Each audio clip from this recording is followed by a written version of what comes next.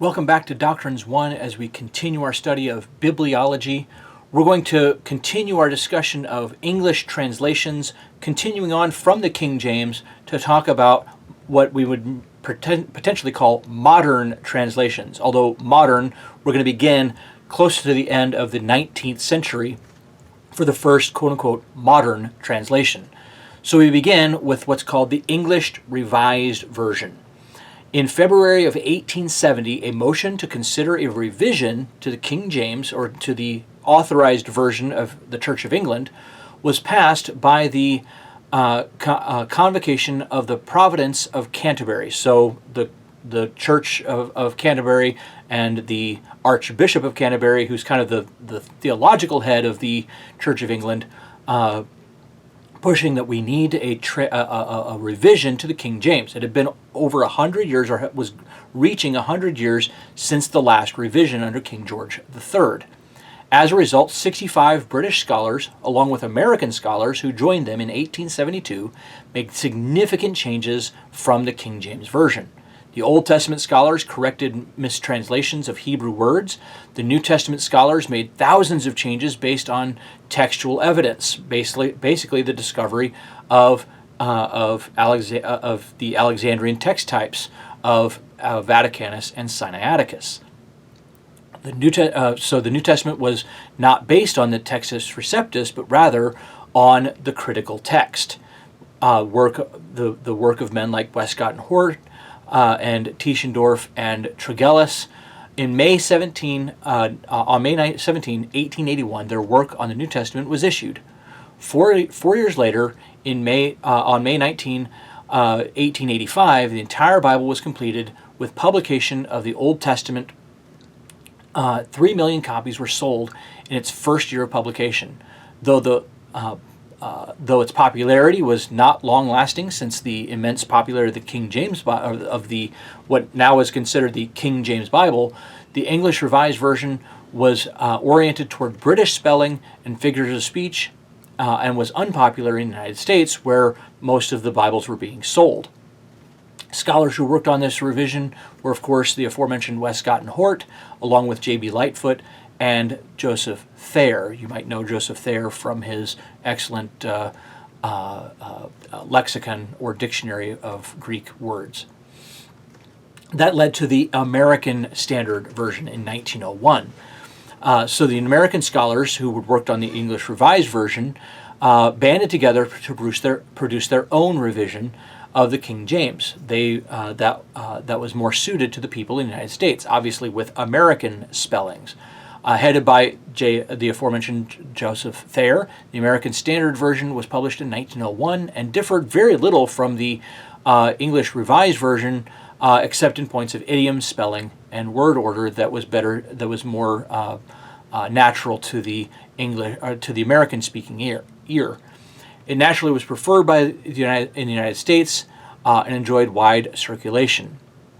The ASV is known as for its very accurate and very literal reading of the Old and New Testaments.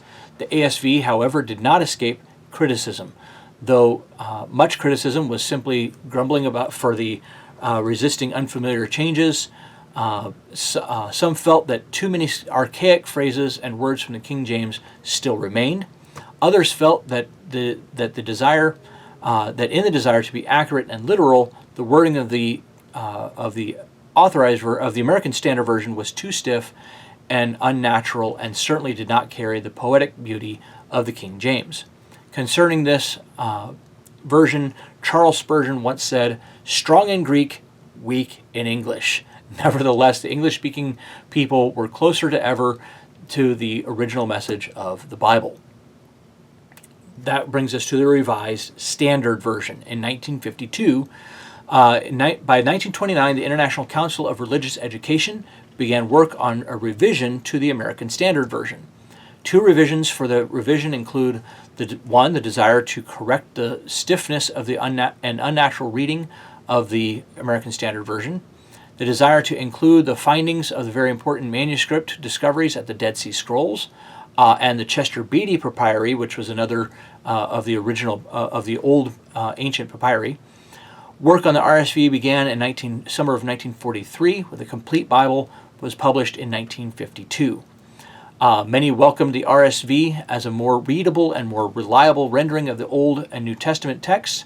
Others were critical of the RSV because it altered the wording of many classic passages, and it gave new readings for a number of passages with theological implications. For example, the RSV quotes Isaiah 14 as saying, the young woman is with child and shall bear a son, and you shall name him Emmanuel, as compared to using the word virgin, which is coming from the New Testament translation of that back to the Hebrew.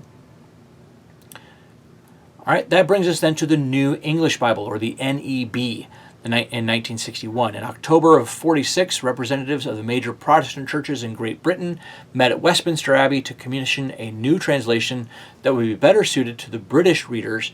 The New Testament portion of the New English Bible was released in 1961, exactly 350 years after the publication of the first authorized version, or the King James Version. The complete NEB would be released in 1970. C.H. Dodd was the director of the project.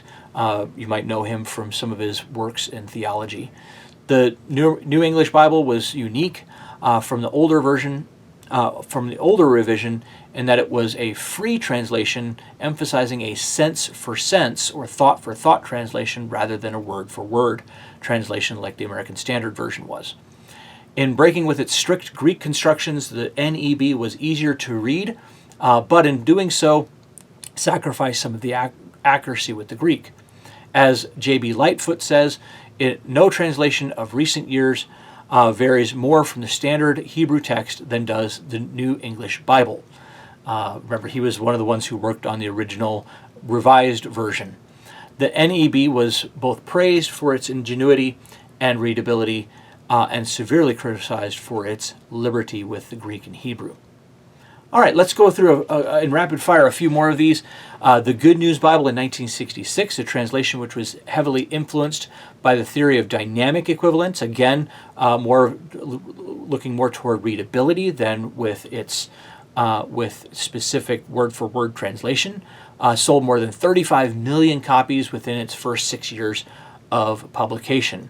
1971, the Living Bible, which was probably known really as the first paraphrase in English. The American Standard Version, using the American Standard Version as his working text, Kenneth Taylor rephrased the Bible into modern speech with the intent that even a child could understand its message. The Living Bible is basically a paraphrase, not a translation. Now we come into translations that are still in use today. For instance, the New American Standard Bible, first translated in 1971, updated in 1995, and again in 2020. In the New American Standard Bible, evangelical scholars have attempted to update and clarify the American Standard Version. The NASB's New Testament translators mainly use Nestle Allen's improved text based on Westcott and Hort, but they also referred to some of the papyri manuscripts and recent studies in the New Testament for the New Testament text. Generally, the Old Testament Committee used Kittle's Hebrew text based on the Leningrad Codex. The New American Standard Bible capitalizes personal pronouns that refer to deity. The NASB has been praised for being accurate and literal, and criticized for not being contemporary and being a little bit clunky in its English, again following the American Standard Version. Then you have the New International Version, the NIV, first published in 1979, revised in 1984, and then again in 2011. The New International Version is a completely new translation of the original languages done by an international group of more than 100 scholars who were led by Bruce Metzger, and among others. NIV translators sought to make a version that was midway between literal and free paraphrase between the New American Standard and the Living Bible. Their goal was to convey a modern English thought-for-thought translation of the original writers. It is very easy to read, but like other versions based on the principle of dynamic equivalence, at times resembles a commentary or interpretation rather than a translation. In 1982, Thomas Nelson Publishers issued a new edition of the King James Version, which it called the New King James Version. This edition was based on the 1894 edition of the Textus Receptus, while it preserved the integrity of the text. It eliminated many archaic expressions that made the Old King James difficult to read for modern readers, i.e. all of the pronouns changed from thou to you, and the like, and all of the eths and ests changed to just s. The publisher assembled 119 scholars to work on this new publication, led by Arthur Farstead and Zane Hodges, coordinated the work in the New Testament section. We chose to follow the same theory of manuscript selection as was employed by the 1611 translators. Dr. Farstead said, in 1982, Thomas Nelson published the complete King James Version Bible, which quickly gained wide acceptance, particularly in those denominations that favored the King James, but also wanted a Bible that was more readable in a modern English. In recent years, many different translations have been attempted. By the last part of the 20th century, seems to be a time for lots of new revisions and new translations, particularly coming into the 2020s. General consensus among the consumer is, we have enough translations, please stop giving them to us. But most publishers seem to be getting the message, but lots of other translations are coming out. It seems that there's 10 different versions of the NIV, the TNIRV, the NARV, then there's the, anyway, lots and lots of translations that you can get into. There's the Net Bible, there's the Christian Standard Bible, or CSB, otherwise what used to be known as the Holman Christian Standard Bible. There's lots and lots of translations out there, and my challenge to you would be, before you start any translation, get into the preface of that Bible and see what is their philosophy of translation. Are they dynamic equivalents? Are they thought for thought? Or are they more literal wooden translation, word for word? Or as the Christian Standard Version attempts the quote-unquote optimal equivalence, not even sure what that means, trying to split the difference between dynamic equivalence and formal equivalence, or word for word. So the one person once said it this way, and it's been repeated often: what is the best English translation for you? The translation that you read. I like to use lots of different translations in my Bible X courses.